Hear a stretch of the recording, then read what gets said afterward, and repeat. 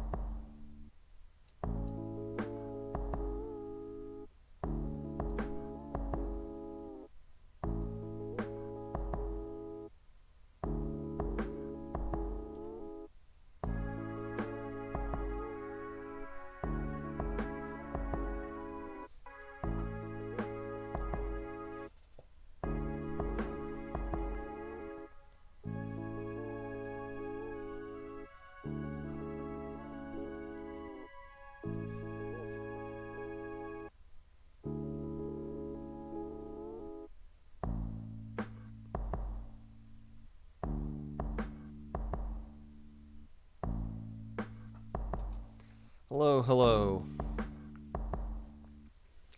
Jazzocorn, Lily, Jamie Netterino, Epic Pikachu, Mr. Rookie. I saw you I saw you reached out to Delicious Nuggets.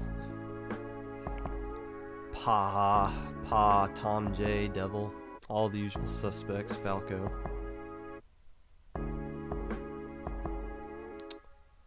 Look at all that.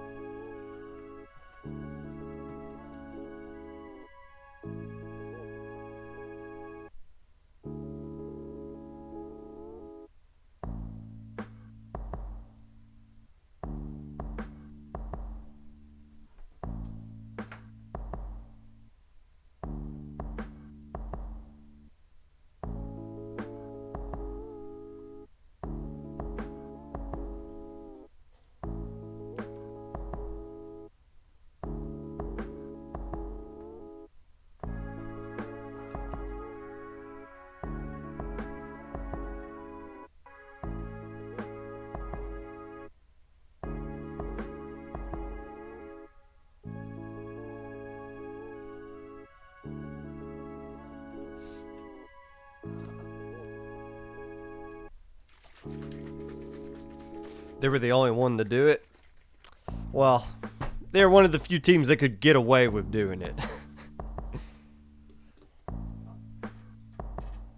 That is for sure.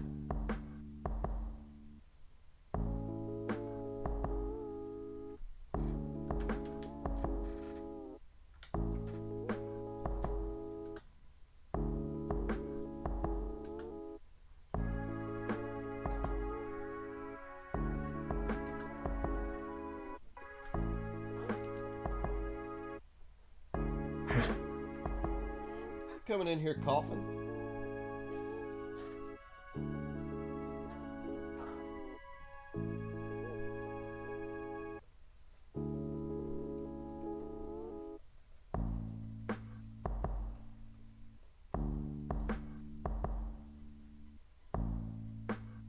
Since you guys are here early, we'll give you the full kind of look at what we got going on here.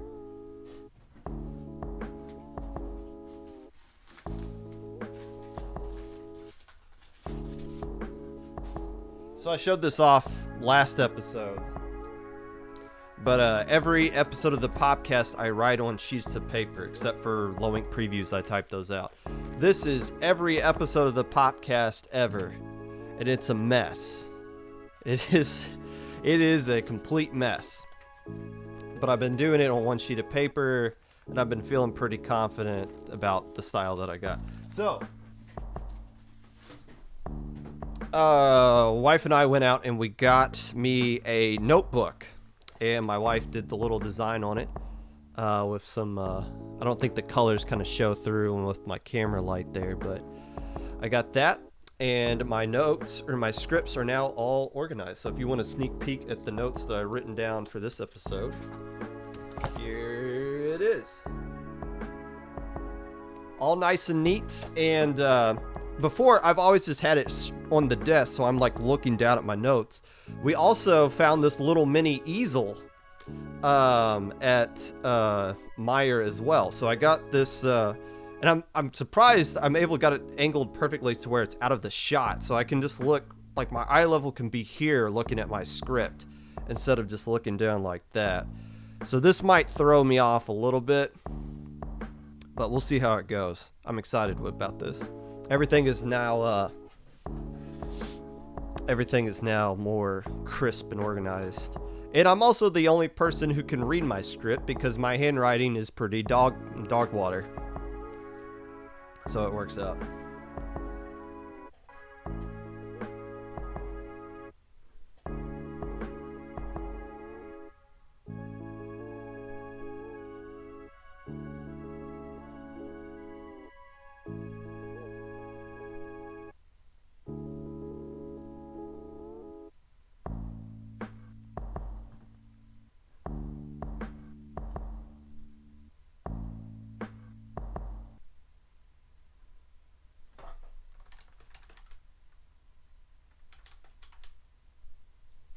All right.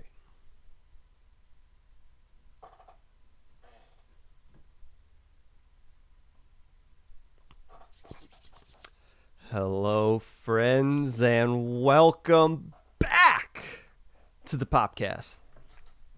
Whenever you're listening to this, whether it be live or VOD, Twitch or YouTube, or Spotify, while you are crying that your Nintendo tournament opponent has stars next to their levels, having a staff debate in a public suggestion channel, placing a $20 bounty for somebody to win a game on stream using Quad X-Blosh, whatever it is that you're doing right now, appreciate you taking the time out of your day to listen to this.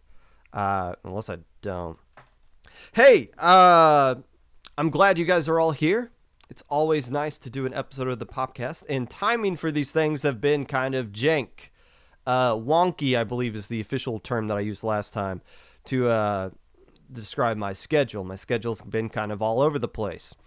Good news for those, for some of you, and bad news for others. I do now have a permanent time slot that's going to be starting next Monday. Going forward for the foreseeable future, Popcast episodes are going to be live at 6 p.m. Eastern Daylight Time.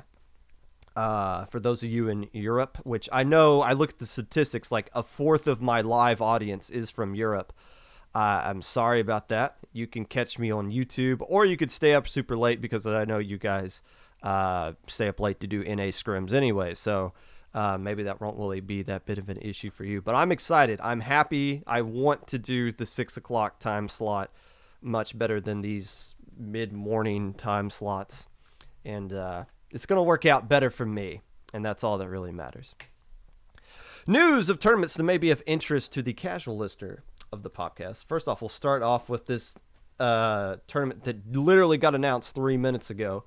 The Minnow Cup Clam Blitz Edition tournament is going to be happening on June 11th at 1 p.m. Eastern Daylight Time. I'm assuming that is because they used our bot that tells you what time the tournament starts in your current time zone, which is a pretty fancy feature. So not this 3 Saturdays from now, if you're interested in that. But there are tournaments going on this weekend that should be of interest to every single one of you, unless you're doing something like me where you're hanging out with your family for Memorial Day weekend. Little Squid League and 20XX are both hosting majors this upcoming weekend. 2-day majors, 20XX, an open invite tournament with a starting prize pool of $400. Little Squid League, a low-level tournament that has a Div 7 and below cutoff, I believe. $500 for that one. And there's also a third event going on Saturday that is what is it? Double Trouble.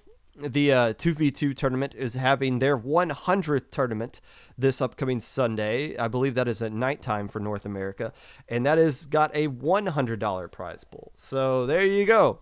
$1,000 being flung left and right across the competitive Splatoon community on Sunday. And I think Spawn Point's also streaming a internal draft cup that they're doing on Saturday as well. So a lot of competitive Splatoon action that you can watch this upcoming weekend.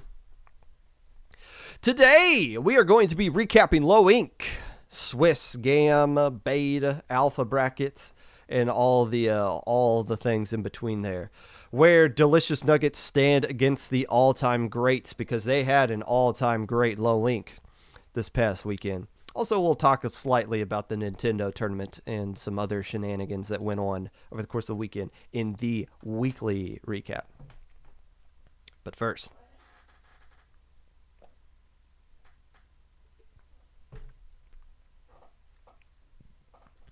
we had an interesting weekend, didn't we? With storylines all over the place. Usually when there's when Low Ink is going on, it dominates Twitter for the first 2 days or for the entire weekend. And there's not really anything that can compete with that. Or if there are other tournaments going on, nobody really talks about it unless you won a tournament, and then you get, well, congratulations, cool. But Low Ink usually dominates everything. I got 3 talking points that were and weren't really a part of the conversation the past weekend, but I want to see if I can just throw it all together and see if I can make it relatable to Low Ink. So here's the 3 things. We got Squid Junction, Circus Animals, and Cherry Limeade. 3 terms that all naturally just kind of fit together. We're going to put all of that into a blender, pour it out into my little blender bottle here, and then I'm going to call that drink a Low Ink synopsis. One of the reasons people watch Low Ink is the likelihood of seeing some off-meta comps. This is probably a symptom of what happened last October when Unlimited Woomy United took on Rising Stars, and at one point, or several points, was running double roller comps.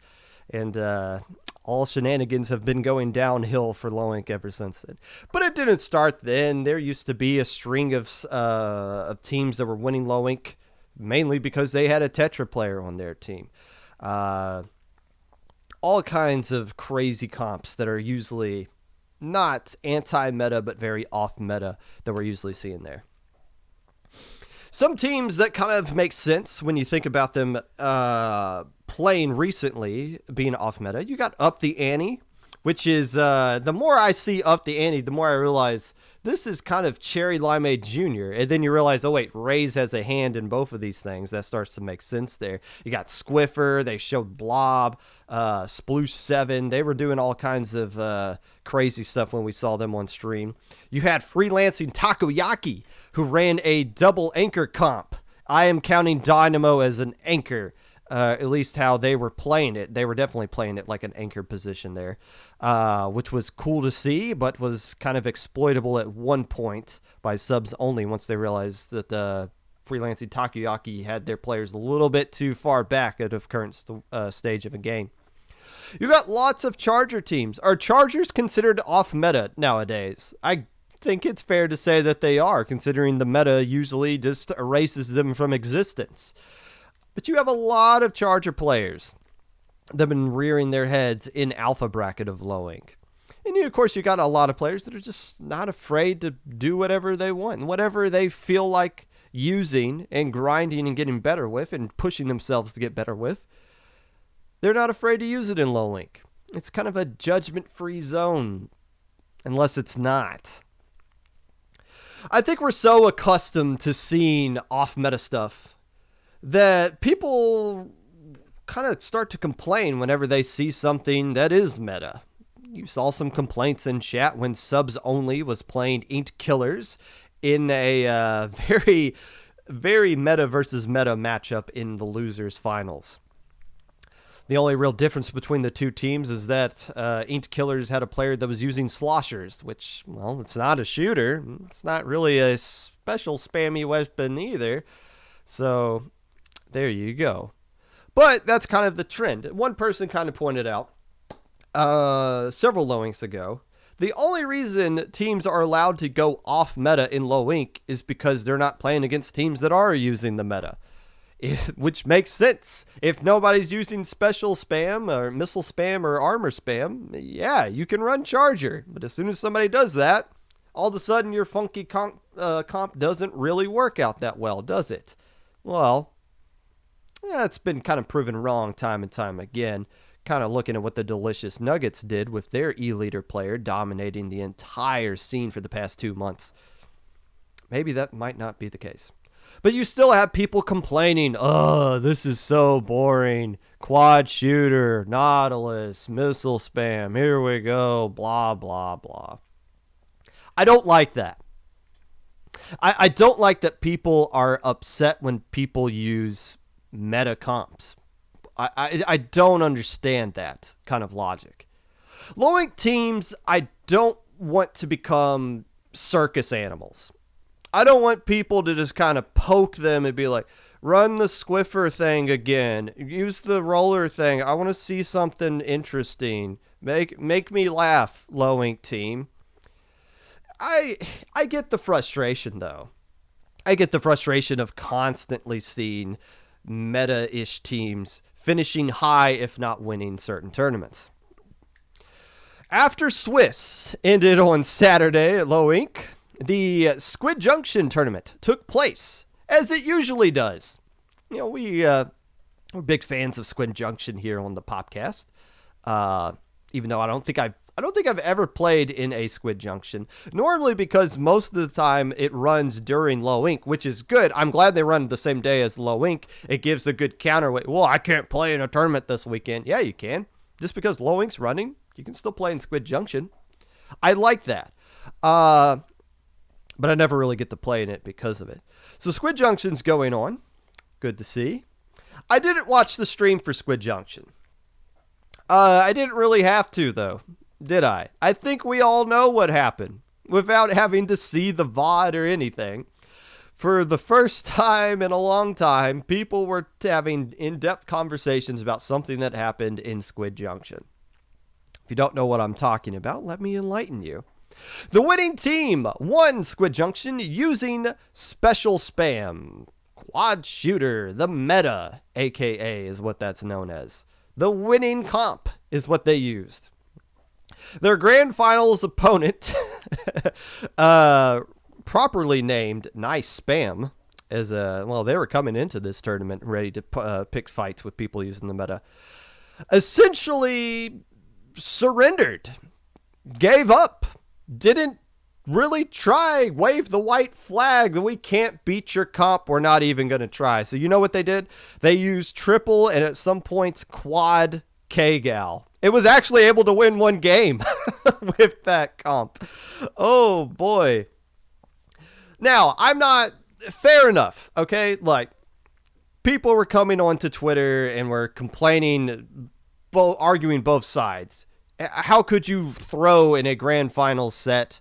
Or, like, I'm so tired of people using these kind of comps and winning with it. You got to have a little bit of spice to your comp if you're going to win or something like that. But the team that threw, if you want to call it that, fair enough. I'm not judging that.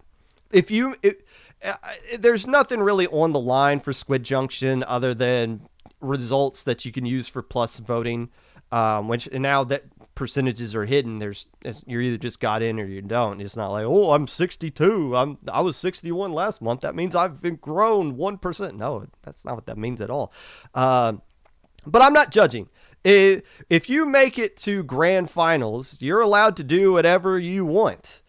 I can't sit here and complain about what a team did in grand finals of Squid Junction. You know why? I didn't make it the grand finals of Squid Junction. I don't get a say in what teams get to use there because I'm not playing in it. If you make it there and you play in it, you have the right to use whatever weapon or comp you want to use. Even if it is kind of a playing under protest using quad K-Gal. That kind of over the top exaggeration, middle finger to the meta response that we saw there sparked the same kind of meta is boring conversation that we've been having in this scene since the beginning of the game when Splatoon 2 first came out. We kind of have revisionist history when it comes to meta comps, don't we? Or meta eras that we're in. Oh, the ballpoint meta was so much fun. We all liked it. Oh, I loved it when Stingray was broken and you could stay in your spawn, stay invincible, and fire your Stingray outside through your spawn bubble. Oh, man, main power-up K Pro. That was such a fun time. Everybody loved that. Is that the case? Now, I will admit, even with revisionist history, going back and thinking about those other metas in comparison to this one, yeah, I kind of wish we could go back a little bit. But it's not like people were ever happy with the meta. That's not how any meta in any kind of competitive environment is supposed to work. A meta is the optimal way to win. And we as stupid humans don't like it when people win consistently. Nobody likes the New England Patriots, the New York Yankees. You might not even follow NFL football, but you probably don't like Tom Brady because the dude wins all the time. People don't like LeBron James. The dude wins all the time. It's in our DNA to not like winning. We like the underdog in almost every single scenario. We always root for the underdog. That's why people constantly root against FT win. Or I shouldn't say they root against FT win. They root for the opponent because they want to see the better story. And the underdog is always the better story. And the underdog in some situations is anybody who's using things that are not exactly the meta. My question is this, though. If you're somebody who goes on Twitter and says something like, I'm tired of teams winning with this kind of comp. I want them to win with something else. You got to use something else. I see this argument so often. My question is this. To people that are kind of explaining what kind of comps people have to use, answer me this. What is it? What is the comps that we are allowed to use now? Can I use triple shooter if one of my weapons is like Octobrush Nouveau? Can I use special spam? Can I use like triple like quad shooter, but only one of my shooters is a special spamming weapon? Like, what is it? Like, where do we draw this unwritten rule line of what is an acceptable comp to win with?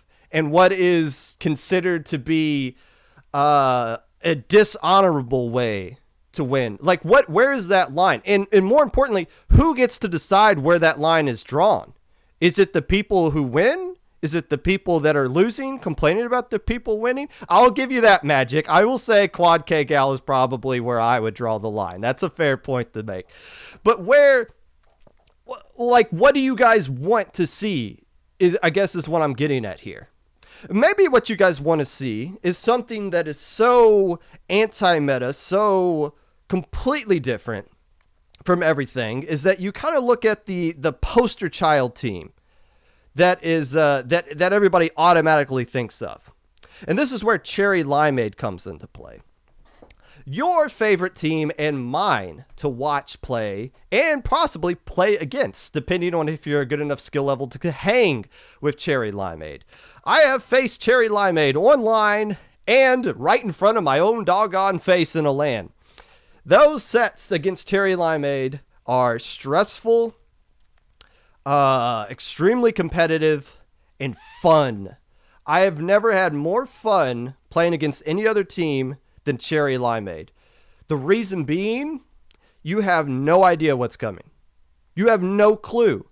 I'm a person who likes the game plan, especially in Ludi. I will spend the whole week doing research on my opponent, figuring out what they're likely going to do. When we were playing in that SAC finals in season 3, I memorized what the counter picks were. I knew what teams were going to counter pick against us before they even made it. Like, I like doing that in-depth research. I like to know what's coming. and I like to make adjustments in the middle of the game. You can't do that against Cherry Limeade. It's impossible. You have no idea what they're going to do. And I'm convinced that they have no idea what they're going to do. Unless Lily is in the lineup, then you know at least one of their weapons is going to be a junior. But everything else, it's just a roll of a dice. What did they come up with this week? It's so much fun. They force you. The only way you could beat Cherry Limeade is if you can make adjustments in the middle of the game without switching your comp at all. You have to play them in the 5-minute game. You can't beat them in the loadout screen because you don't know what's coming. That kind of like forcing you for 5 minutes to just lock in and focus and try to solve the puzzle that they are presenting to you is so much fun to play against. Here's my point though. What Cherry Limeade does works for them. It is not going to work for everybody. If somebody were to just take the weapons that Cherry Limeade uses in the comps that they use them in, they're not going to be as effective as Cherry Limeade is going to be. The reason Cherry Limeade is so successful with what they do is because they're all good at the video game in general. I'm not comparing them to H-Box, but if I were to play against H-Box in Melee and I use Fox and H-Box uses Bowser, I'm still going to get 4-0'd, 4-stocked. Does that mean that Bowser is a viable character to use in Melee? No, it just means H-Box in general is extremely good at Melee, much better than the opponent. It's whatever works best for you. Exactly, Sir Skit. It's whatever works best for you. Hydra, I don't use Hydra because I want to be anti-anything or try to make a statement or try to show you guys that Hydra is a good weapon. It's just what works for me. And that's just what I'm going to use. But to sit here and say, because Cherry Limeade is so successful what they do, that anytime you see something that is not like that, it's just, oh, well, they're just want to win. They're not trying to have fun. What is this mindset that you can't have as much fun at the game as Cherry Limeade does by using special spam? Well, I don't understand that. It's different, you know. It might not be your cup of tea, but why do we got to judge what other people do? The opposite way. It makes no sense to me. And it's not just Cherry Limeade. Look at Foams. Didn't Foams win a game? Foams won a Squid Junction without using a single shooter the entire time. That's not there's not kind of on the level of Cherry Limeade, but they're as far as like off meta-ish kind of stuff. But Foams goes against the meta as well. And there's other teams and other players that are more than comfortable just using whatever their mains is. Lost using Vanilla Carbon. Can you name one other player that uses Vanilla Carbon? I can't. I don't even know what the kit on that thing is. And Lost still destroys me with it every single time. It's crazy. But when people are watching Low Ink and they see off-meta teams here, are people watching Low Ink to see the off-meta teams? I think there's some truth to that. Yes. But to sit here and demand it, and anytime somebody uses the meta, oh, we got to think less of these people. I don't understand that. I just flat out do not understand that. And I need to know, where's the line at? Does everybody need to go just full board, double blob all the time? Are you allowed to use triple shooter if you can fit in a roller in there somewhere? Like, what is the line that you guys want to see? And I don't know what it is. And that's why I think these conversations on Twitter about gatekeeping, you have to use this kind of crazy comp or you have to use this kind of comp.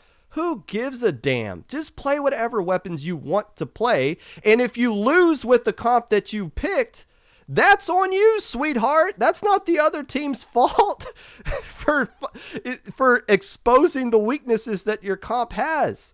That is nobody's fault at all. I never understand that. Now, circling this back to Low Ink, because people will watch Low Ink because of the off-meta stuff. I think there is some truth to that. That's not the main reason, though, is it? The main reason, and I've been saying this several times, it's the parity that Low Ink has.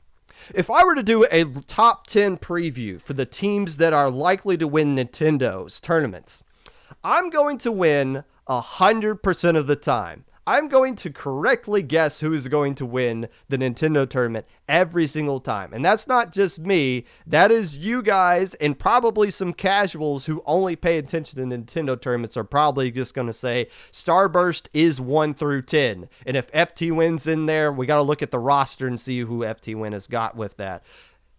It's pretty cut and dry. There's no parity. You look at a major. Yeah, the top 5 might have some wiggle room there. Maybe Jackpot will upset FT Win. Maybe Kings won't have the same roster they have this one time. Maybe Starburst will get the right kind of win game 1, and they'll have like counter pick advantage over everything else. That changes things. But you can at least with 100% certainty say who the top 5 teams are going to be of any major that sign up in it if you look at the teams. It's very predictable what the grand finals is going to be. Low Ink. This is just the second time that I have correctly predicted a winner for Low Ink. Just the second time. And now a lot of you are probably going to say, well, Popgun, that's because you suck at picking teams. Nobody asked you your opinion on that. And if I look at the top 10 teams that you guys put out for Low Ink, which a lot of you put out some really horrible ones, you're just as bad, if not worse, than me. Why? Because it's impossible to predict this. I had the Delicious Nuggets winning, and even I was surprised. The Delicious Nuggets were by far the clear favorite to win Low Ink. They were the team that finished second place last month. They had more depth than everybody else. They had more experience than everybody else, and they were dominant last month and this month as well. With all those factors, you are still surprised that they won Low Ink. Like anybody else, you'd be like, of course they're going to win. Why'd you even let them in? They should have been banned. No, it's still surprising when a team as a heavy of a favorite as the Delicious Nuggets are win Low Ink, because you're not used to seeing the heavy favorite do it. You're used to seeing them trip up, get upset by a team you've never even heard of, get eliminated early by a name brand team, get 3-0'd on stream, and then that team goes around and they get knocked out immediately by someone else. They're like, what? Who is that? How do you even pronounce that team name? What country is that name from? It's so unpredictable. And that's what makes Low Ink so great. And that's why people are always going to watch it. Why we're consistently getting more and more viewers. 300 plus viewers again. For most of their esports, that's like, bruh, our C-list commentators have 300 people watching their personal stream. Why are you so excited that 300 people watch a Low Ink? Well, that's kind of just the state we are here with competitive Splatoon. But this tournament is always going to be great because of that. The teams knocking on the door, though. The second and third place teams, they used meta comps, and people were not happy about it. Delicious Nuggets, they had a charger, so that means they're off meta, right? Because they used the E-Leader. E-Leader, I've looked at all y'all's tier lists. E-Leader is more in that mid to lower range. So that qualifies. They're allowed to do that, right? Are we going to complain about their comp because they had an E-Leader in there? Is that okay? I just want to make sure that's okay. But the second and third place team, they use the meta. And it's not, at some point over the next couple of months, somebody's going to win Low Ink using the meta. Are you guys going to be okay with that? That's all I need to know. Are you guys going to be fine with that? Because I am. Because those are teams and players that grew up through this tournament and are grinded for it, and winning Low Ink means something for them, even though there is literally no prize other than pride and glory that they're fighting for. The good thing about Low Ink is that whenever that meta team wins, we're going to protect them. The Low Ink community is going to protect them. The Low Ink community takes care of its tournament. The TOs will always protect the teams that sign up and play in Low Ink, and the teams in return protect their own tournament as well. There are some great things that happened in this Low Ink that had nothing to do with anything other than just the people involved in the Low Ink community as in general. We broke a record. We, the collective, broke a record. Only one team dropped on Saturday during the Swiss stage. Only one. There is a string of tournaments where we just expect 10 teams to drop during the Swiss stage. Only one team dropped the entirety of Saturday. That is nuts. And only one team dropped on Sunday. It was Crimson Quake who told us ahead of time, hey, we're going to be dropping before this even happens. I think they have a player who works at Burger King or something. Hey, hats off to you on that grind, buddy. I worked at Wendy's when I was your age. And look at me now. I'm yelling at teenagers on the internet on my own stream. Great times. The only teams that really had issues were teams that were brand new to the tournament, which we had a couple. And, you know, if there's ever a point where I retire from TOing and I release a tell all, here's my stories from being a competitive TO and all the funny things that happen that you guys never hear about, they'll mostly be coming from dealing with new teams. But all the old established teams did not drop. They know how to play through low ink. They take care of the environment. They take care of each other. They know when to get subs. They know how to build a roster to last for 2 days. And that's creating this more solid tournament where teams are not dropping. They're playing all the way through. Everybody checked in. I think JPEG said this is the first time everybody checked in on time in day 2. That is fantastic as well. The only issue, though, at some point, somebody's going to win this tournament using weapons that are 100% meta. It's going to happen in the next couple of months. Look at the teams that finished second and third place. They're knocking on the door. Here's what you are not allowed to say. You are not allowed to tweet out something like, they won, but blah, blah, blah, blah, blah. No. You stop right there. The sentence stops at this. They won. That's all that really matters, doesn't it? With that being said, I'm glad that we got to talk about that. I could probably say the same thing next week because I know me saying all of this doesn't really change anybody's opinion, and that's fine. People are going to always argue left or right about whatever kind of wherever you stand on the spectrum of who's winning what tournaments using what weapons. But I ask you this, the next time you say you're not allowed to play using a comp that is basically as dry as gas station fried chicken, offer up a comp that they're supposed to use instead. Tell them what weapons they're supposed to use. Instead of just saying, no, you can't do that. Okay, well, let us know what is allowed and what's not allowed. Because that's what is unclear right now.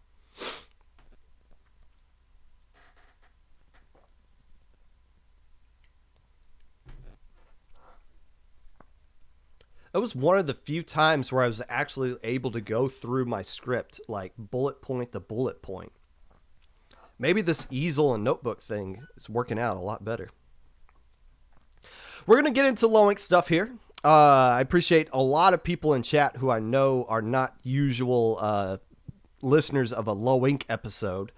But right now we got to get through some weekly recaps. So we got to actually talk about Squid Junction in the Nintendo tournament. So before we talk about everything that happened in low ink, let's get through the weekly recap.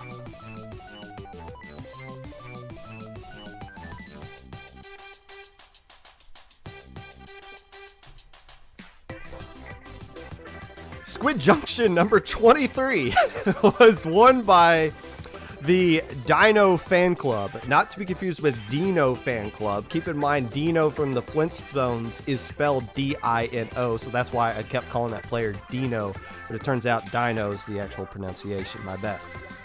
Nice Spam took home second place, and Kaiju took home third. This 21 team signed up for this North American Saturday night double elimination tournament. Well, let's be real here. Who's the real of the quad K-Gal controversy? Who are the real winners here? The answer is Squid Junction.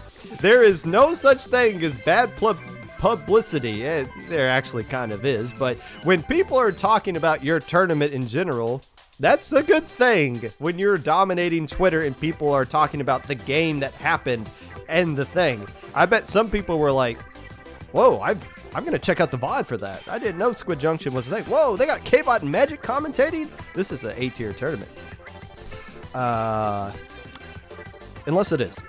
SOS number 69 was won by 7.5 Gang, which I believe is mostly the same players that won Squid Junction number 23. They won over Campfire 4-2. Pizza Rat taking home the third place. Hammer was won by Cherry Limeade. Hey, maybe that's why I brought them up. Mako Bracket was won by Resilience. And Lantern Bracket was not won by I'm exploding. Not won by Acropora. Acrophora. Okay. All right. Squid SOS caps at 32 teams, but since this is the 69th one, 40 teams signed up, and 8 teams had to be put on a waiting list in case nobody checked in, but everybody did check in, so nobody got put on from the waiting list. All right. Now, initially, I was kind of annoyed. I was like, are you guys really only playing in this tournament because it's got the funny number in it? And then I was like, oh, wait a minute. There's an actual prize this time around. There is an art prize given out to the winning team.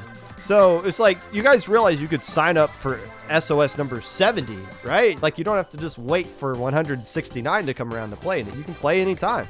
But I think the art prize was the main draw there. So that makes sense. Nintendo had its Turf War tournament on Saturday, and it was won by none other than Starburst, who went 17-0. Now, they didn't get first place. They got grand place. First prize went to Good Morning. VJet Haters and Maelstrom sort of kind of tied for second place. Or second prize, I should say. Nothing crazy happened here, right? Right? No best of one. No, I'm smurfing. No, nothing. This was all correct, right? Nicely done. Nicely done, Nintendo, and everybody who was involved in that kind of Nintendo event.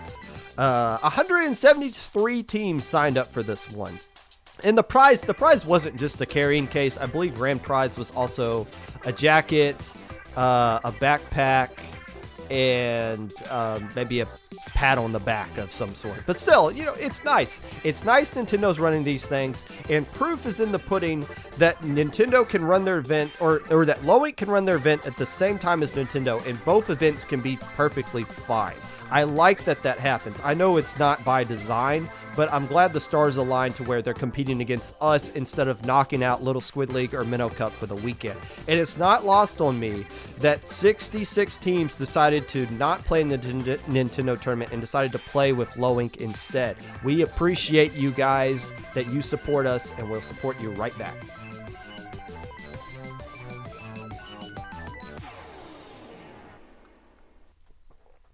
But definitely playing Nintendo stuff when there's nothing else going on, because we do want those tournaments to do well. And that was your weekly recap, sponsored by the Low Ink Girl Bosses. For some reason, that was the name of our staff VC during the tournament, and JPEG told me that they are going to be sponsoring this episode of the weekly recap. So congratulations to the Low Ink Girl Bosses, this official sponsor of today's episode of the weekly recap. Europeans weren't allowed in anyways. That is correct. I have had Beta and Immel on the Popcast combined 3 times, and I've constantly talked to them about how Nintendo hates Europe for whatever reason.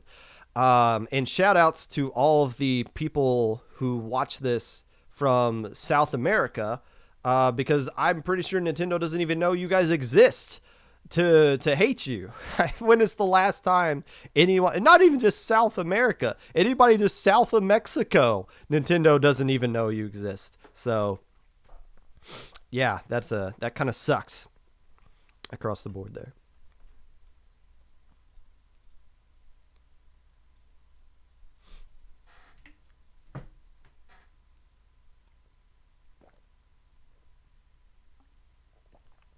You had some French players play? Is that legal? Or did they just not win anything, so it didn't really matter? I think I didn't Roundy tweet out something about that? It's like, thank God the EU team didn't win, or else there'd be an issue. But I didn't look into like what the EU team was or something. So be it. All right, Low Ink time. It's time to talk about matches from Low Ink Saturday, Sunday, Gamma, Beta, and Alpha. And let's see how long it takes me to get through this. The Swiss matches of note. Once again, another good set of matches were on stream here. Fish got a 2-1 win over the Bamboo Dragons. These two Little Squid League rivals faced off in round 1. I'm assuming they're rivals. They're both old teams. They've played against each other several times, I would imagine. And a very close set back and forth between those two teams. Fish ultimately getting the better end of Bamboo Dragons there. Will we see both these teams in LSL this upcoming weekend? I don't know. I haven't looked at the teams signed up for it just yet, but if they do, I really like Fish. They have improved a lot from when they were a silver bracket LSL team. We'll talk more about them later. Also, it's very hard to find a round 1 Swiss matchup that is going to end up going 2-1. I believe only 6 total matches went 2-1 and everything else was 3-0. It's kind of designed that way because round 1 is semi-seeded, whereas round 2 through 6 is just whatever Battlefy farts out. So I'm glad we caught one of the few matches that was actually competitive. Walk Nation got a 2-1 win over Myopsidus. This is a new team in Walk Nation versus a old team in Myopsidus, who's had up and down results lately, but I still feel like they're trying to figure out their roster or even who their captain is. I saw them in Help Desk, like trading the captain role off with each other for some reason. But Walk Nation, a brand new team playing in their first tournament ever. They did really well. We'll talk more about them, and getting a 2-1 win over Myopsidus is significant.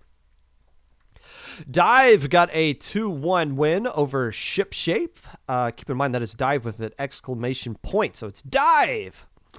Technically an upset by round 1 seeding standards, if that is something you actually care about. But it was a good turnaround for Dive, who's been consistently in beta and then kind of fell off the last couple of months. But getting a win over Shipshape, who was in beta last month, is a good step back into the right direction of where Dive traditionally has been. Mylag Paradise got a 2-1 win over the Crimson Quake team. And this was in round 2, and this is what makes me roll my eyes at Battlefy Swiss. Mylag Paradise and Crimson Quake should not be playing each other in round 2, but that's just kind of how the crumble cookie crumbles.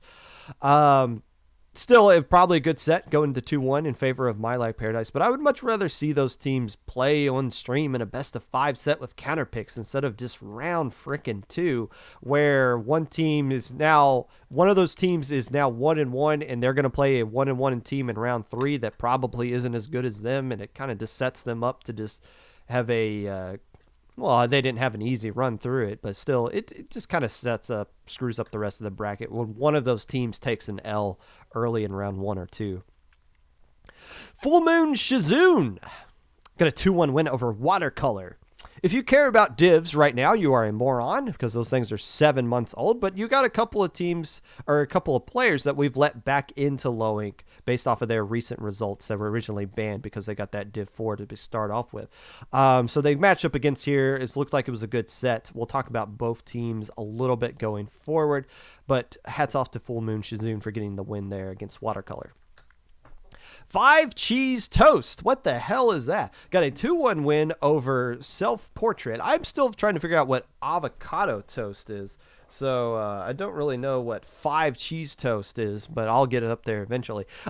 We got this one on stream, and I'm glad we did. Both of these teams are young in their competitive career, and it's hard to find matches where they're going to be competitive, where both teams are going to be competitive. So the fact that they got to play each other on stream in a great set between those two is significant. And hats off to 5 Cheese Toast for winning it. I don't think I could even name 5 cheeses. Prism got a 2-1 win over Surf and Turf. This was also on stream, and I didn't realize that it was a Minnow Cup rematch. When I picked it, I didn't pay attention to that. I don't know who won. I still haven't gone back and looked at it. But Prism won this set here, and Minnow Cup was what? Tower control only? This one was all the modes, or at least 3 modes in that set. Prism getting the win there over a Surf and Turf team that is starting to look like a better and better team than what they have been in recent months. It looks like they've turned the corner. We'll talk about them more. Last match I want to talk about here. Delicious Nuggets got a 2-1 win over the Up the Ante team. Now, Delicious Nuggets, they only took 2 losses per game the entirety of Saturday. They went 16-2. Delicious Nuggets falling one game to Up the Ante. Up the Ante had a hell of a tournament. And they've got some stuff coming up here. But anytime the team that wins, I want to point out what the toughest match for them in Swiss was. If they lose at all, Delicious Nuggets definitely had some issues with Up the Ante. Winners from the Swiss stage. First, we'll go with the two teams that went undefeated. And yes, I did say if this team wins Low Inc., I am retiring from TOing. And at some point, they looked like they were going to win it. So I was like, uh-oh, retirement's coming pretty sooner than later. But 6 Gig went 6-0 with key wins over Crimson Quake, My Lag Paradise, Good Night, and Panda Propaganda. Also took care of You Fish as well. So 6 Gig going 6-0, getting the number 1 seed, and cursed themselves by doing so. But still, credit where credit is due. 6-0 on Swiss is still difficult to do. Delicious Nuggets, obviously, were the other team to go 6-0. They got key wins against Pick Me Up, Before You Go, the Up the Ante, Blue Moon, Neon Palm Tree, and Ocean 7. They played, what is that, 4 alpha bracket teams and a beta bracket team in their set. They didn't play any cupcakes. They did not play any cupcakes. They played a lot of monsters in Swiss stage, and they beat them all. Crimson Quake is the team that takes the record for the highest opponent win percentage. They're tied with one other team, but I'll get to them later. Crimson Quake went 4-2 with key wins over Panda Propaganda, Shark Reef, and Andromeda. Now, Crimson Quake did not play on Sunday. They had to work at a job and could not be available, but that doesn't discredit the great effort they put forth on day number 1, getting the number 4 seed in their group with a 4-2 record. That's pretty impressive, Crimson Quake. Way to bounce back from your 2-1 loss against not your, but my Lag Paradise. Walk Nation went 3-3 with a beta bracket in their first ever tournament with key wins over Myopsidus Midnight Sun, which is a oxymoron. That makes no sense. And Cake in brackets. I have not had Cake in a while, but I'm more likely to see Cake than a Midnight Sun. But still, Walk Nation in their first tournament. We're still not done talking about these guys. More to come for them. Shark Reef, 4-2, making alpha bracket this time around when they made gamma bracket back in February. Key wins against Ship Shape, Ew Fish, Acropora, and Hotel Popgun. Making alpha bracket. My team played with this team this time around. So, hey, Miss Popgun beat Hotel Popgun, swept Hotel Popgun. I don't know how I feel about that. Andromeda went 3-3 with a 58% opponent win percentage. Key wins coming against Midnight Sun, Ink in the System, and OK Wimmer. I believe they made beta bracket, and I believe I saw one of them tweet out that they were pretty proud of what they accomplished over the course of this weekend. Yes, that's what we like to see. We like to see teams feel good about what they do, even if it's not winning the entire tournament. It's a step. It's progress, one at a time. Mystical Inc., not to be confused with Mystic Inc., who made Alpha Bracket last month. Mystical Inc., after going 2-4 the last time I played in Low Inc., went 4-2 this time around with key wins over Walk Nation, Myopsidus, and Hotel Popgun as well. Big glow up for Mystical Inc. Full Moon Shazoon. I have to be pronouncing that correctly.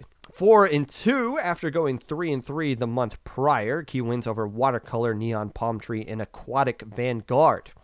Some quality wins right there for Full Moon Shazoon, who made their way into Alpha Bracket. Pick Me Up, Before You Go. Went 4-2, and then they went to play solo. Key wins over Watercolor, Surf and Turf, Infinity, Full Moon Shazoon. This is a pickup team made up of players from Irida, Otakos, and Clownfish, and I'm pretty sure all 3 of those teams have never sniffed Alpha Bracket before. So this pickup team making it to Alpha Bracket, hats off to you guys. That's a nice Saturday. Marine Melody went 3-3, going from Gamma Bracket to Beta Bracket. Key wins over the Night Logic and Infinity. Might be the first time they've made Beta Bracket, and yes, they did get 1 win from a bye, but still enough of an opponent win percentage. They played some toughies and did just well enough to make it into Beta Bracket. Nicely done, Marine Melody. Panda propaganda. I didn't know we needed propaganda for pandas, but here we are. Welcome to Low Ink. 4-2 with key wins over Coconut Kittens. I have no idea what that is. Dive. Ink in the system and original name X. Making Alpha Bracket in their first appearance. Corona Beer said to keep an eye out for them. And I did, and so did 6 Gig, who beat the snot out of them. Allegedly. The biggest winner from the Saturday stage of Low Ink, and the team I completely forgot to mention in the preview, not because I don't think they're good, but I literally just forgot they signed up. My bad. Up the ante. Went 5-1 with the same exact opponent win percentage as Crimson Quake. Tied for the highest at 66.6%. Key wins against Marine Melody, Aquatic Vanguard, Ink Bashers, Pick Me Up, Before You Go, Inked Killers, and even took a game off of the delicious Nuggets in the one game that they lost. Hats off to you, Up the Ante, the cherry limeade of Low Ink, with the comps that they use out there. Good to see them have a really good Saturday. They deserve it. I won't forget you next time. My bad. Let's look at Alpha, Beta, and Gamma. Let's pull up the actual brackets here. Switch over to the screen. Here we go.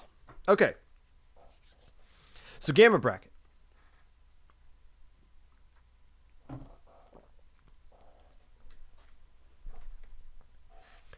The teams I want to talk about here.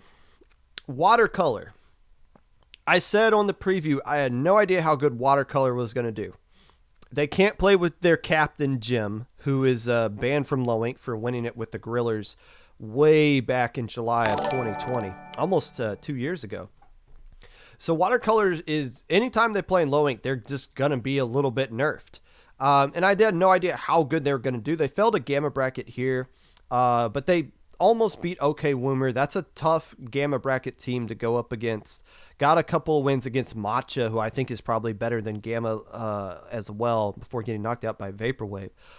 So first Low Ink and Watercolor. And now that we got them the captain's role and they can actually see the announcements, I'm excited to see what Watercolor can do next month with their Low Ink roster. And I agree. I was talking with Jim at Low Tide City, and he was just like, yeah, this is the tournament. Yeah, like Watercolor needs to be playing in this tournament, and it's right. We'll see what Watercolor does over the course of the next couple of months. I think they'll grow past Gamma. Now that they got their kind of Low Ink sea legs under them and they know how the tournament kind of goes through. Hotel Pop Gun.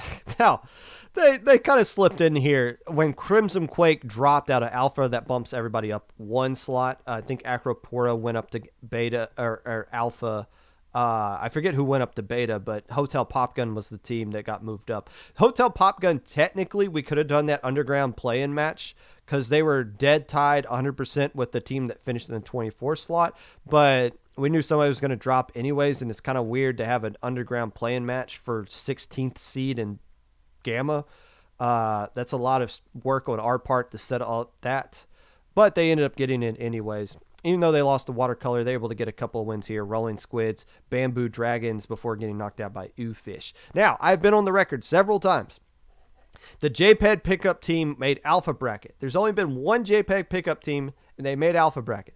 Every Pop Gun pickup team has never done better than Beta. So if you are going to use my name, doggone it, you better do a good job, and you better finish ahead of JPEG's team.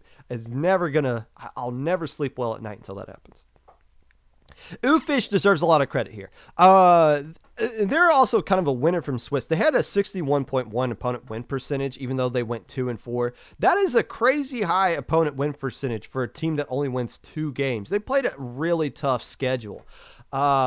And they kind of flexed on some, well, maybe not flex is the right word, but they definitely took some frustration out on some teams here. Beat Matcha before losing to Eternal Frost in a rematch where Oofish almost beat them in Swiss stage. Doesn't look very competitive right here, but still went down. Summer Zeit, that's a good win. They're gone. Hotel Pop Gun, get out of here, and then taking one game away from Midnight Sun. So Oofish, I really like them. I feel like they've really improved from where they were when they first started playing in Little Squid League. And if they are allowed to play in Little Squid League, because I don't know who is and ain't, I think they'll do really well. I'll keep an eye on them, obviously, if they do play. Vaporwave had a good Sunday, and this is something they've really needed, even though it's in Gamma Bracket. 2-0, Hidden Radiance of the Dawn, swept Bamboo Dragons. Eternal Frost said, no, get out of here. And then took care of Watercolor on their way to finishing in third place. This is good for Vaporwave. They haven't played consistently, but I think this is like the first time they've played 2 months in a row in a while. So having a good Sunday here, getting on the podium, is nice for them to see.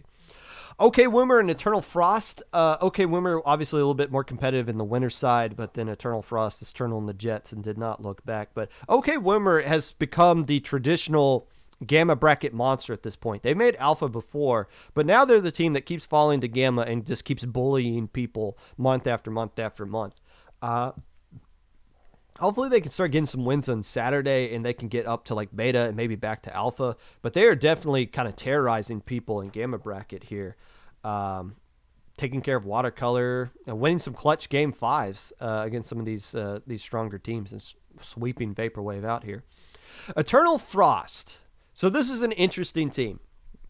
So they went in the help desk. I think somebody misguided this team as to what Ludi divs are, because they like self-div themselves, and the div they say they are is completely inaccurate. And that's why using Ludi divs as a ranking system for things is frustrating, because then you just got people that are claiming to be certain divs that they're clearly not. But I'm glad we got to see them play, and I don't know how good they actually are. I think the reason they fell down the Gamma here is because they had a couple of subs on Saturday. They didn't really play with their actual roster. But you look at what they did here, I think they got their actual roster over the course of Saturday into Sunday. Again, Oofish, they only beat Oofish 2-1. And they were down 1-0 in that Swiss stage. I was keeping an eye on that. Here they swept them, swept Cosmic Court. Get out of here, Vaporwave. OK, Wimmer gives us a little bit issues until they don't. How good is Eternal Frost? We don't really know. But hopefully they can play next month with their full roster the entirety of Saturday and Sunday. And we can get a real good look at these guys, because I feel like they are pretty good. I feel like they are like Alpha Bracket level. We just didn't get to see their actual roster on Saturday. But we'll keep an eye on them going forward, as we always do here. Let's get the beta prepped.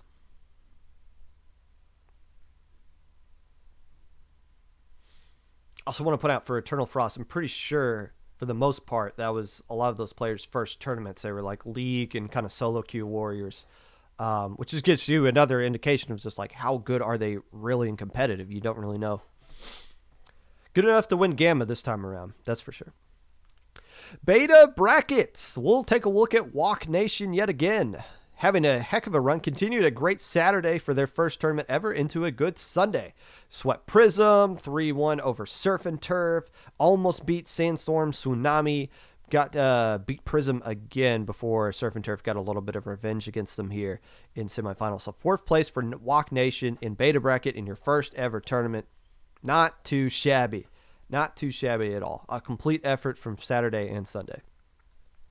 Prism deserves a little bit of credit here as well. I talked about Walk Nation beating them 2 times, but after going into the losers bracket, they went on a nice run we'd like to see here. Mystical Inc., Dived, Andromeda, able to survive a couple of game 3s here to go on to tie for 5th place in this bracket. Prism has a couple of players, or maybe just one player, that is banned from low ink on their normal roster they play with in SOS. So low ink roster isn't really the same roster Prism usually uses. So being a man down, they're still able to be just as effective, making a deep run for beta bracket. J'ai Croutons almost made alpha bracket here. Number 9 seed and doing decently well here as well. Marine Melody goes down. Dive goes down. Daylight fried them, I assume. And then Surf and Turf knocked them out. But still, J'ai Croutons, we keep seeing them moving up and up and up and up. And they pinged me on Twitter. Are they going to make alpha bracket next month? I don't know. Yeah, of course they are, unless they don't. Sandstorm Tsunami. These guys could be this month's version of Freelancing Takoyaki. A team that has made Alpha Bracket before, hasn't really done anything, falls down to Beta the next month, and then comes back stronger and makes a deep run to Alpha Bracket the month after that. They fell down to Beta right here. Myopsidus, get out of here. Aquatic Vanguard, goodbye. Walk Nation, we survived those. Daylight. And then Surf and Turf, okay, they ran out of gas, clearly. But still, third place for Sandstorm Tsunami. They can use that to propel themselves forward. Speaking of a team that has been propelling themselves in the forward direction the last couple of months, a team that made Alpha Bracket last time, and I said, what are they going to do this time around? Fell down to Beta, but made the best of it. Beat Mystical Inc., got knocked off by Walk Nation, and then just went on a tear. Neon Palm Tree, gone. Aquatic Vanguard, gone. J. Croutons, Walk Nation, we got revenge on you. Sandstorm Tsunami, all the way to finish in second place. Very strong finish. Surf and Turf has turned the corner. I'm glad we were able to get them on stream because it's been a while since we had them on stream, but it's good that Surf and Turf is back, and they've clearly turned the corner. Now, here's the question here. Daylight, who is this? I don't know. I don't know. I don't know. Unknown team. They had one player that was in Idiots in Chat pickup last month, and they had players who played in Low Ink in early 2021. That's it. They haven't really been playing a lot since then. So is this a new team going forward? I don't know. But we know this. If you win Beta Bracket, and in dominant fashion it did. The only team to challenge them was Intimidation Factor. That's a quality win against Intimidation Factor. And obviously Sandstorm, Surf and Turf sweeping them all. J. Croutons. All sweeps. That is impressive. So, Beta Bracket champions. Daylight is going to be a top 10 team next month. I don't know anything about them, but they are going to be a top 10 team next month. They have to be. Look at some recent Beta Bracket champions going back to December. Squid Killers won Beta Bracket. Half their team finished second place yesterday. Mylag Paradise, they finished fourth place in Alpha before. The Yummy Stars, fourth place in Alpha Bracket. Freelancing Takoyaki, they won last month. They finished fifth place this time around. And then the team that won 2 months ago, the Delicious Nuggets, they just won the entire tournament yesterday. If you win Beta Bracket, you do really, really well in the next Low Ink. So whoever Daylight is, they get the advantage of being a strong team that also gets to fly under the radar next month. I wouldn't be surprised if they make podium just off of that kind of statistic alone. We'll find out more about them next month, that's for sure. One more bracket to go.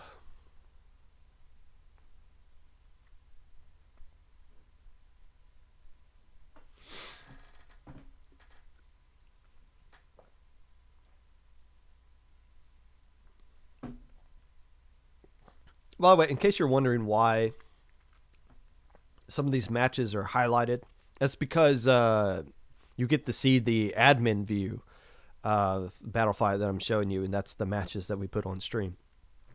And you can also see the order is predetermined. So why am I on stream? I don't want to be on stream. Well, the order is predetermined so that it's impossible to stream the same team twice before you get to winners finals. This is if you're streaming a double limb tournament with 16 teams, this is the kind of path you want to take. Not this in particular, but you want to stream the same bracket twice. And then go up to the opposite side of the bracket. That's how it works. Teams I want to talk about here. First off, Freelancing Takoyaki, the team that won Beta Bracket last month. Look at what they did right here.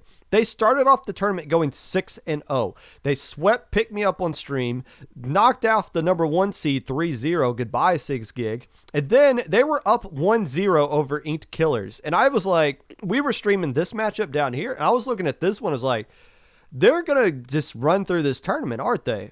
And then Ink Killers said, no, we're going to start winning the next 3. We know. We're good now. We're nice and warmed up. We'll take care of you. In Freelancing Takoyaki, once they fell down here, I've talked about this on stream. This is true. Teams that lose winners semifinals go on to win this round 4 matchup only 40% of the time.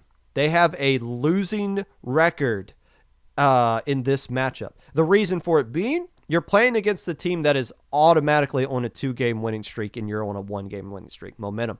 Ocean 7, 2-game winning streak. Subs only 4-game winning streak. So no matter what you do, your opponent is going to be coming in hype because they have to play another loser match team right beforehand. Nothing you can do to avoid it. This is round 4 is a huge trap game, and Freelancing Takoyaki avoided it to finish in 4th place. I said they finished in 5th place. That is a lie. They finished 4th place. They did even better than what I gave them credit for. So there you go. Blue Moon. I was happy to see Blue Moon made a deep run. Knocking off Ocean 7, surviving Panda Propaganda, taking a game off of the team that won the entire time. And it's funny because I know they don't like being streamed. I don't know if they like literally hate being on stream or they just have I don't think they've won a game on stream, so maybe they just feel like it's cursed being on stream. But it's like, you do realize it's impossible to win the tournament without being on stream. If the Blue Moon wins this game, literally every single match they play on since then is going to be streamed. Literally every single one. Because you make winners finals, we see everything you do. If you win it or if you lose it, it's automatically going to be streamed. So whatever the stream curse is that's holding back Blue Moon, they got to figure it out, because they are one of these teams knocking on that door right now, waiting for JPEG to answer it and give them the Low-Ink trophy. They're getting really close. They're getting really close. And man, I thought Port was going to drop a 30 bomb on that humpback game, Rainmaker. That Tri-Slosher, would they get Port on the right map? Blue Moon seems almost unbeatable. This Port is insane. Subs only deserves the credit for this month's team that made a deep losers run. Acropora, Up the Ante, 6 Gig, Blue Moon, all 2-0 sweeps. Freelancing Takoyaki, they counterpicked that game, and Freelancing just did a double anchor and decided to keep their anchors back and build up specials and not use them. And Subs only said, okay, well, we're just going to KO you in 30 seconds then off of that one mistake. And then they got KO'd in 30 seconds off of one mistake against Ink Killers in Game 5. But Subs only, they get the award for being the deep losers bracket team and the good pickup team of the year, of the month. So congratulations to them. I still don't know who Smiley Face is, but we know who Humo is. They've been playing in a lot of Low-Inks for Myopsidus and other pickups as well. The two teams that finished in the top 2. First off, we'll talk about Inked Killers. Yes, this is the best performance that Inked and Squid Killer players have ever had. They've always been one of those teams that float around. Inked Killers going 6-0 and 1 Low-Ink. Squid Killers, when they don't host the lobby, usually makes alpha bracket as well. Able to just combine here. And the roster they presented on stream was 50% Inked and 50% Squid Killers. And I joked about it on stream. I bet their teammates are happy they didn't win, because otherwise basically 2 teams are banned, or like the players left from both teams are going to have to form a new pickup, maybe like the Killer Inked or something like that. I don't know.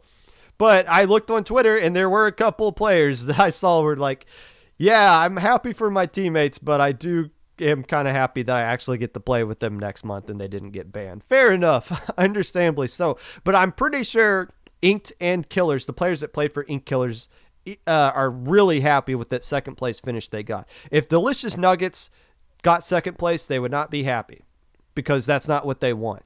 But for Inked Killers to reach this new level, that feels good. So you leave grand finals with both teams probably feeling pretty good, even though one of them has to lose. Delicious Nuggets. The run that they went on here is pretty historic. They are the 3rd team ever to win Low-Ink after losing it the month prior in grand finals to second place. They are the 5th team ever to go 11-0 per set. So this is a team that had a lot of factors going against them, and they just had no chill. Again, the favorite went in and just slapped people around all weekend long and never lost a set. And actually, they lost 2 games, 3, 4, 5, 6. They lost 7. Yeah, 6. So they only lost 6 games the entire weekend.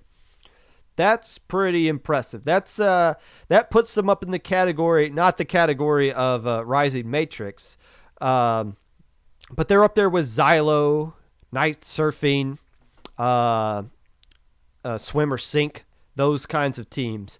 And if there is, don't say there is going to be a high ink 3. You know JPEG does not like that. But if you were to have a high ink right now, or at December, I guess playing Splatoon 3, and I had to pick a team from Sleeping Seals up to now, who would be the favorite? I honestly would like the Delicious Nuggets. And I don't think that's prisoner of the moment to say that. They're the most complete team that we've seen. Again, you saw them use E-Leader, but last month, you know that if they run against a team that counters what they do, they have a plan 1A. They have more roster depth. They have a more complete team top to bottom than any team that we've seen win. And that's why they were so dominant last month. That's why they were so dominant this month. And, I kind of criticized Ink Killers for the counter picks they made against Delicious Nuggets because they were bad. But what are you going to do? What maps can you pick? Even if it is like an anti-charger map or something, like if they went Splat Zones at the Reef and they really did not want to use Charger there, which they proved last month that they were really strong with Chargers there anyways, I think against Aquatic Vanguard, even if they did want to do that, okay, they could just sub out somebody else. So there wasn't really, they have no weakness. They truly just had no weakness. So that's why if there was a high ink 3, right now, I think the Delicious Nuggets are the favorite, even if they were to play Molly Whoppers again, because they know how to play against Molly Whoppers a little bit quicker. Maybe it'd be better if they dodged Molly Whoppers in general. But I think Delicious Nuggets right now are the best high ink 3 team, if that ever becomes a thing. Hoi! So that was the first episode with my new and improved notebook, and I liked it. It was a lot better to just kind of look up here. I feel like the blood flow in my neck is great instead of just bending down the whole time. Things are looking good here on the Popcast. And we got an exciting episode next week. We're going to spend a lot of time talking about the LSL Major and 20XX, and maybe we'll slip in some other stuff that you idiots talk about on Twitter. I don't know. There's a lot to talk about next week, and I'm excited. If you'd like to be a part of the podcast in any way, feel free to reach out to me in my socials below. Twitter at Mr_Popgun, Discord Popgun, hashtag 5882, YouTube at 25Popgun, Twitch at Popgun25, Anchor.fm/Popgun. Who are we going to raid? Is the question. We always do Undershirt, man. Can we do somebody else? Do Kiver. Or who's Henry? I don't know who Henry is. It's Fred Henry. Or Herney. Get vaccinated. Keep wearing your mask. Stay safe. Don't do anything stupid. Enjoy the Memorial Day weekend. Play in a tournament, and if you don't play in a tournament, don't complain about the scene being dead, because this weekend's going to be really busy for the scene.